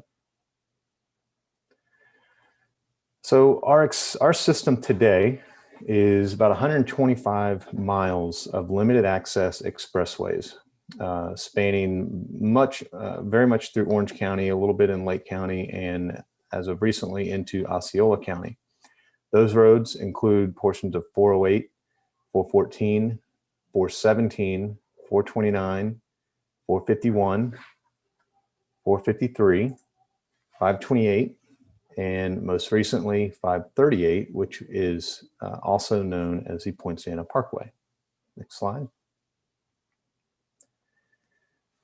sure you're all aware of the growth we've had in this area, and the latest reports are that with nearly 3 million residents and another 75 million visitors each year, the timing could not be better for us to start planning for our 2045 master plan. In fact, the Orlando Economic Partnership estimates that we are back to around 1,500 new residents each week into our greater Central Florida region.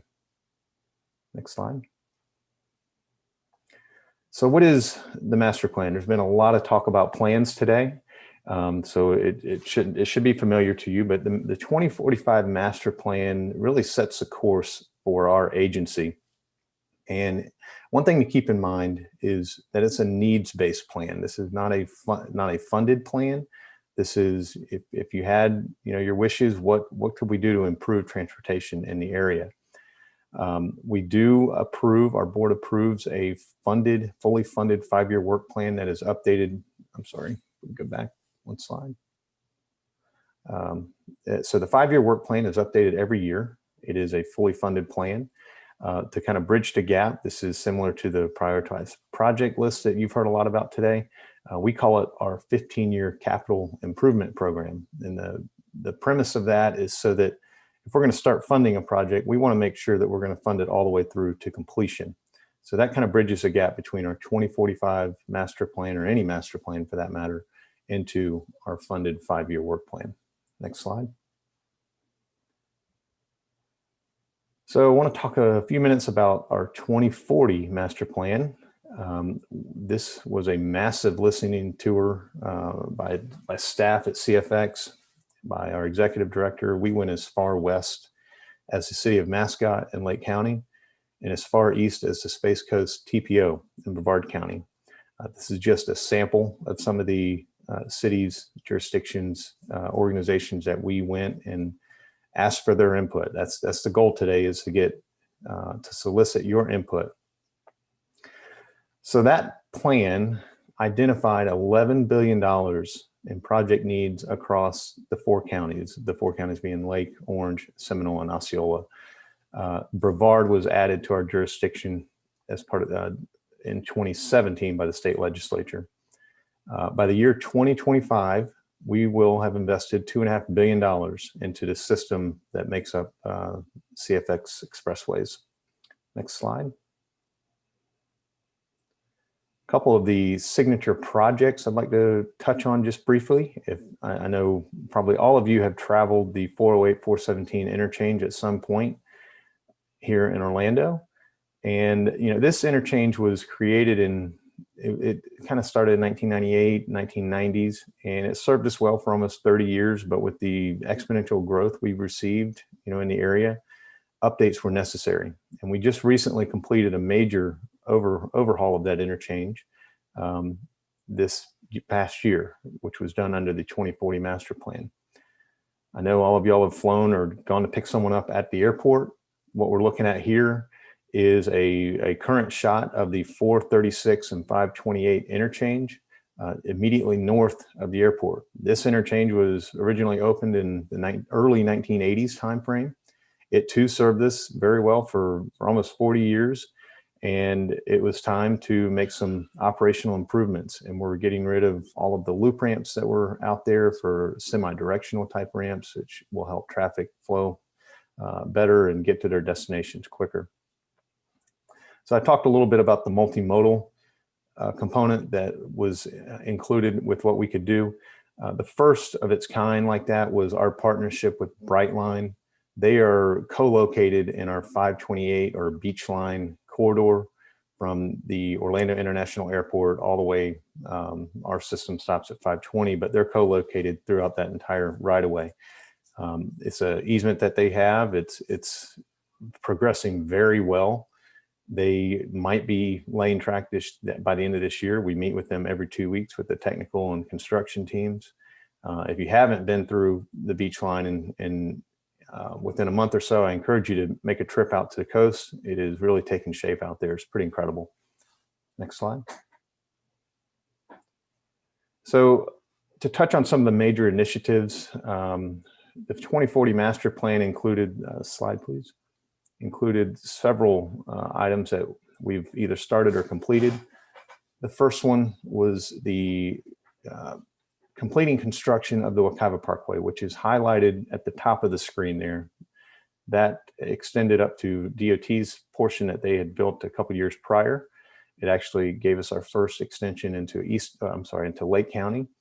And then the other new centerline miles that were added to our system were the Point Santa Parkway on the bottom of the screen there, which is State Route 538, and was acquired from the Osceola County Expressway, which pretty much became part of CFX. We also are in the process of adding additional capacity to our beltway. It's very much needed. It's needed now. We had from the year 2013 to 2018 in that 5-year span, much of the system you see highlighted here has more than doubled in traffic volume. So it is something that needed additional capacity immediately. And we have a couple sections under construction, and most of them are nearing end of design, and we'll be starting construction by the end of this year. Okay, the study areas. So in the life cycle of a project, you really kind of start with the master plan, and it quickly turns into, you have to go through a concept feasibility and mobility study. This is a conglomeration of all of the study areas that we have looked at in the past, since our last master plan update. 2 of these are active, the rest of them are complete. Next phase in a project's life is a project development and environment study. All but 2 of these studies that you see highlighted have been completed. The 2 that are still underway is the one at the very north end of the top of the slide. It's the 414 Expressway extension.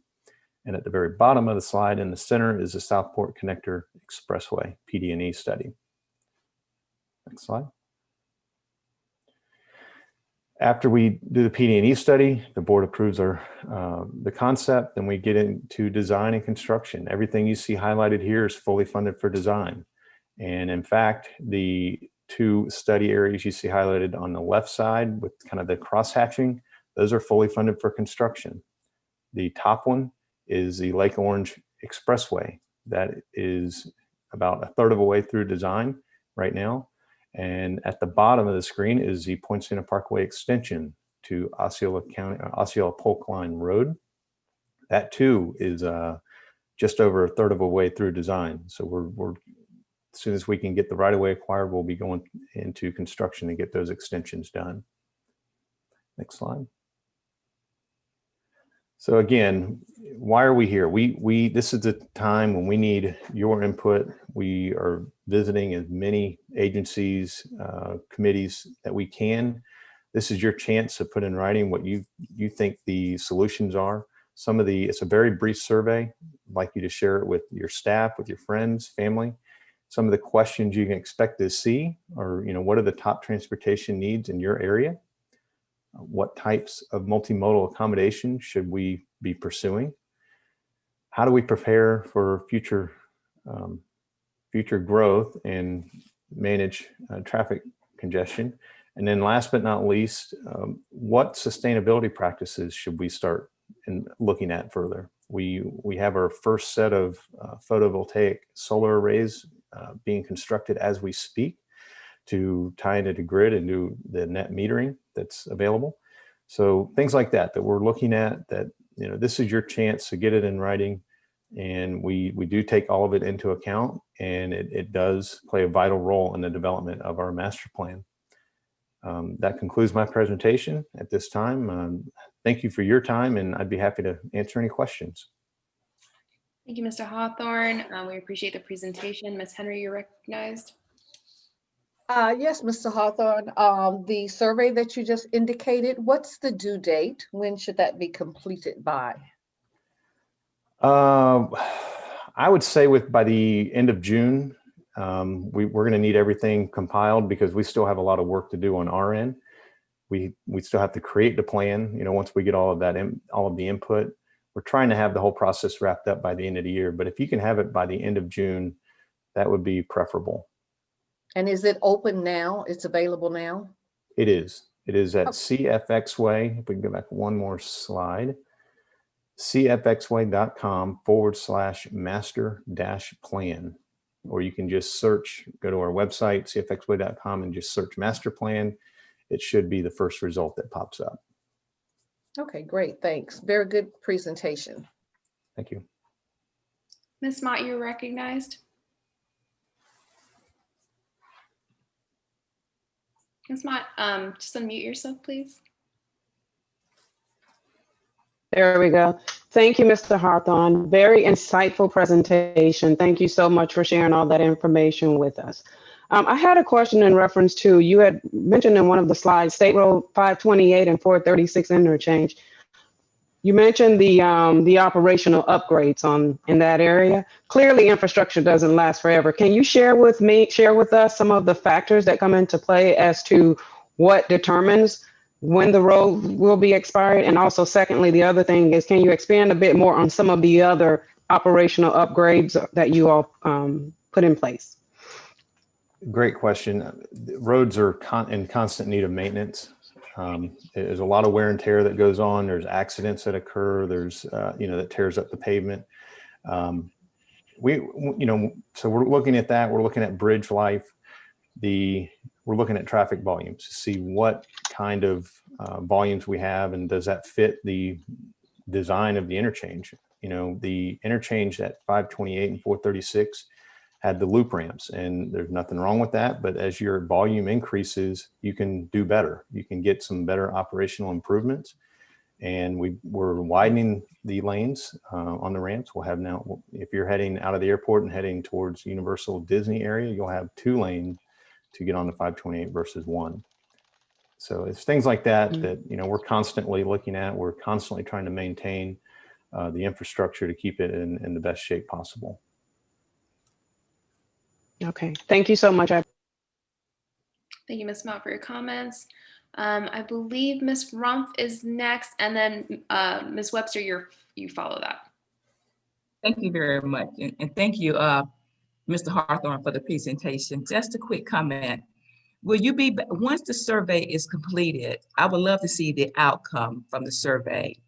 Will you be back, or would there be some place I could find out what was the response from the survey? Absolutely. We do compile comments that are similar and do provide responses to those that all will be available on our website. And if you have any trouble finding those, just reach out to myself or Emily Brown. She's our manager of public affairs, and she can get you in the right place. Thank you. Ms. Webster.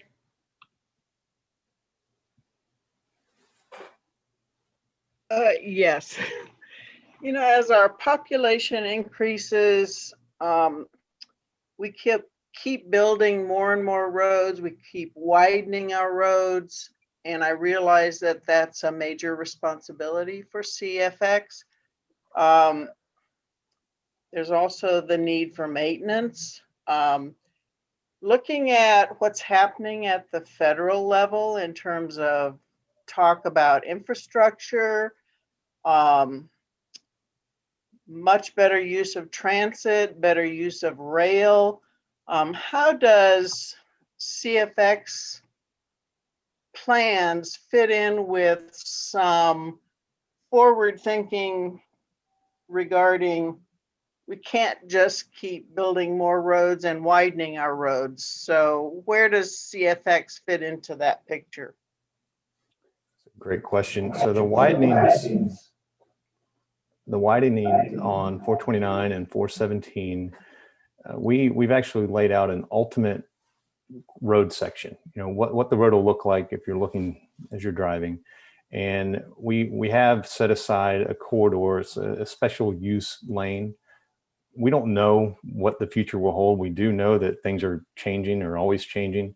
So we have set this aside for whether it be a rubber tire solution, whether it be a transit solution. We're preserving space within our right-of-ways to make sure that we're ready.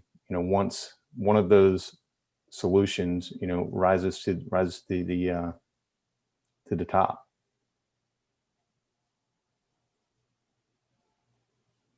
Okay. All right, Mr. Pigram, you are recognized. Thank you, Madam Chairwoman. Building off the last question, are there corridors that the CFX has the greatest concern about long term? So you mentioned 429, 417, those cross sections, you have the ability to build out and take on additional demand for what I would presume is the next few decades. But like something like 408, which is very much an urbanized, built-out environment. Are there any corridors that your team looks at and says, you know, we don't have a plan right now because we don't know, but we can't build out? Well, you make a good point. So 408 is a very constrained corridor, and we're looking at that now. You know, we have some small improvements that we could make here and there, but we're looking now to see what we can do, what the solution need to be in the future so that we can, you know, get folks in and out of Orlando, because that is one of our busiest roads. And so yeah, we're looking at it now. We're very aware of you can't just keep building out. You're gonna have to come up with some other solutions. Another thing we are doing on 408 and 429, and we're actually looking to possibly apply this to 408. There's a lot of things to look at, but we're going to make these roads what we call part-time shoulder use ready. And our traffic congestions are very much peak hour problems. It's not something that you're seeing at 10:30 in the morning, 2 o'clock in the afternoon. It's everyone going to work and everyone coming home from work. So if we can use the roadway shoulders for half an hour, for an hour, we're not having to invest all of this capital into extra lanes that go unused a good part of the day. So that is something that the need is not there right away.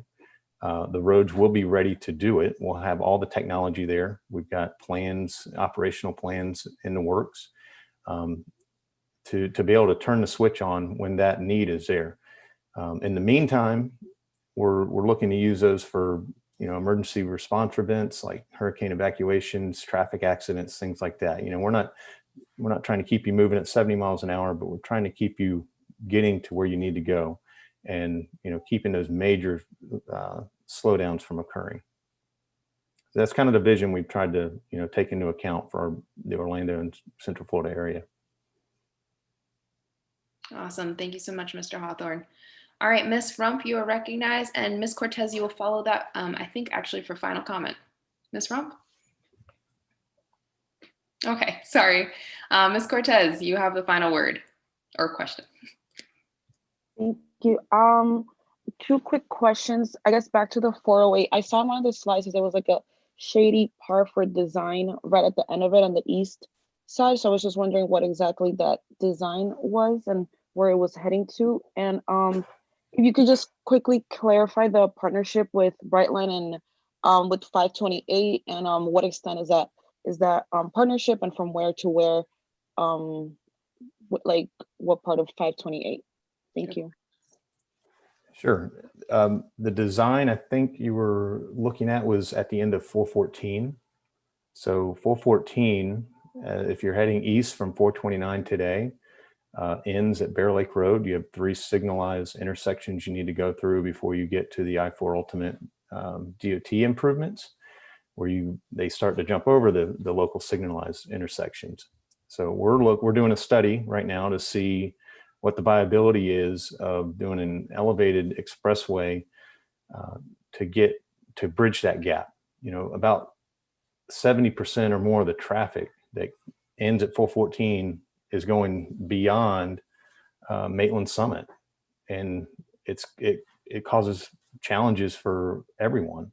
So if we can separate the local from the folks that are just trying to get the I-4 and points east, I think it should be a win-win for everyone. So that's we have that funded for design, and it's partially funded for construction. But again, we're still going through the PD&E study. It's something that we have to present to our board, and we have to have a public hearing on it. It's still a lot of work to be done. That's something we're hoping to have complete in the fall of this year. So we've been working very closely with DOT to make sure everything, you know, all the improvements that we had proposed would work together. And then the other question you had was about Brightline. So we acquired additional right-of-way on the south side of 528. And then they have an easement from us for a portion of that right-of-way to use it to get pretty much from 520 into the Orlando International Airport. And then they have, I think they've got similar type easements or agreements with DOT or Turnpike for their portion that heads out to Brevard County. Thank you. I'm not sure if I said 514 or 529, but I was talking about 408 on the east side. So I apologize. Maybe I said the wrong. No, can we go back to that slide? Is there any chance to do that? If it's possible.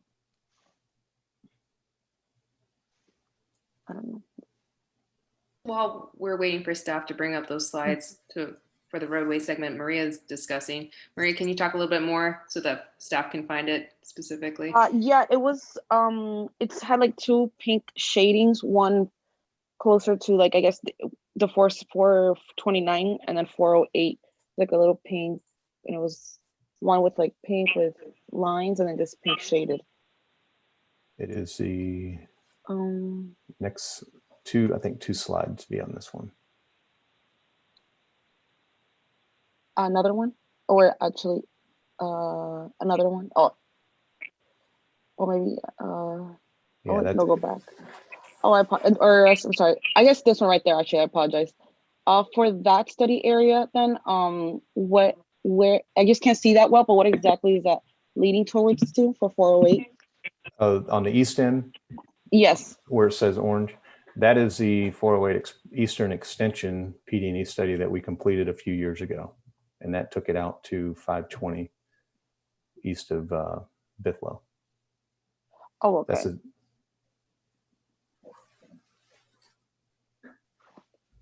Okay, thank you. Okay, so Mr. Hawthorne or CFX has a survey out. They would definitely like to hear our comments, and I think a lot of us do have those. So please try and complete that, especially before our next meeting, which is going to be on June 23rd. We're actually I'm going to thank Mr. Will Hawthorne for joining us today. Thank you for your presentation on CFX's 2045 master plan. That concludes all of our presentations. We're going to move on to general information. There are several items in tab 4 in your agenda packets. There are upcoming meetings of interest, especially our June 23rd CAC meeting, which is planned to be our last virtual workshop format. We are going to get updates from MetroPlan Orlando staff about how meetings will proceed after that. And the rest of our CAC meeting dates are in your agendas. The next MetroPlan Orlando board meeting will be June 9th. That's going to be a hybrid meeting with folks meeting in person. But as always, MetroPlan Orlando has made the meeting available virtually, so anyone can attend. At this time, are there any member comments? Please do raise your hands to be recognized. If I may, Madam Chair, Ms. Henry did have her hand up, and she has also put something in the chat. It was a question for Mr. Hawthorne about an estimated completion time for the Brightline project. I don't know if Ms. Henry, I apologize for missing that that question in the chat. Mr. Hawthorne, can you give us an overview of where current progress is and when you expect Brightline to be operating? I don't have a date for that. That's something that, you know, we're reviewing things as they do it in our corridor. But having a date of when it's going to be completed, I don't know. We can try to track that down for you. I believe Brightline recently had an event to mark a milestone. What was that? Can you share a little bit about that? I believe it was their vehicle maintenance facility. They've been providing updates to our board each month. They've made some pretty substantial progress out there. But as for a date, open the service, we'd have to get back to you. Anything I say it would be a guess. So I apologize. No worries. We totally understand you're a representative of CFX, and we will have a presentation from the Brightline folks soon. But again, just so folks understand, this is the operations from West Palm Beach to the Orlando International Airport. So thank you, Mr. Hawthorne. Ms. Henry, I hope that answers your question. All right, are there any other member comments?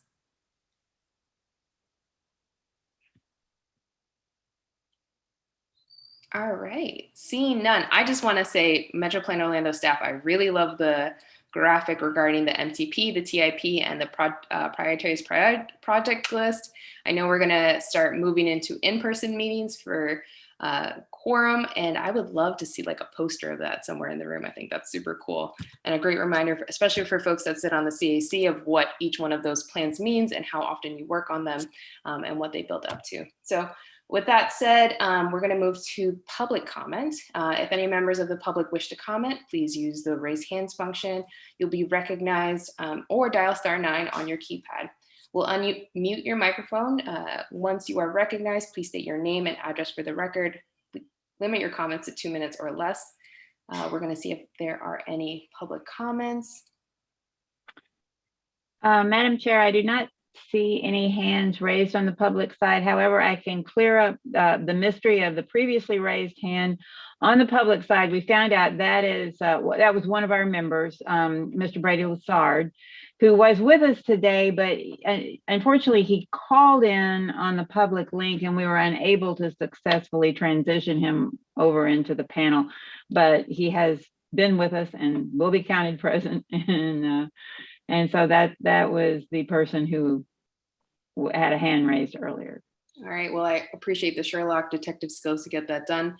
Thank you so much. And with that, and just to make sure did we receive any written comments? None. No, Madam Chairman, we did not receive any. All right, folks, so that concludes our May meeting. If there is no further business, we stand adjourned. Thank you, everyone. See you June 3rd. 23rd. All right, great meeting, Madam Chairwoman. Take care, everybody. Stay safe. Thank you so much, Madam Chair. Bye-bye. Thank you all. Bye. Bye-bye. Have a great Memorial Day weekend to everyone. Yes. You too. And safe.